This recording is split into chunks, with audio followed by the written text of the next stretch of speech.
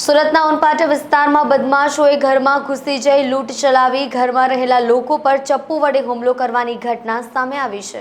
ઉન વિસ્તારમાં એક ચોંકાવનારી ઘટના સામે આવી હતી। 3 ઇસમો ઘરમાં ઘૂસી જઈ લૂંટ ચલાવી હતી। લૂંટ કરવા આવેલા 3 અજાણ્યા ઇસમોએ પરિવારના સભ્યો પર ચપ્પુ વડે જીવલેણ હુમલો કરી ઈજાઓ પહોંચાડી ફરાર થયા હતા।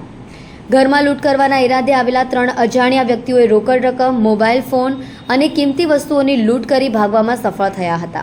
આ ઘટનામાં ઈજાગ્રસ્તોને સારવાર અર્થે હોસ્પિટલમાં ખસેડવામાં આવ્યા હતા। સમગ્ર લૂંટ મામલે પોલીસે તપાસ શરૂ કરી છે। आपका नाम और क्या पूरी घटना हुई?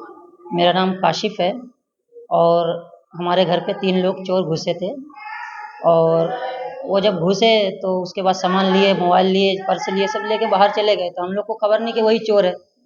तो जब फ़ोन लगाए मोबाइल पे तो मोबाइल पे रिंग बजी तो उन्होंने प्रेस का बटन दबा दिया उसने, तो रिंग बजना बंद हो गई। तो जीजाजी ने देख लिया उसको कि इसके पास ही मोबाइल है, तो उससे जब पकड़ने गए तो उसने घाव मार दिया चाकू से।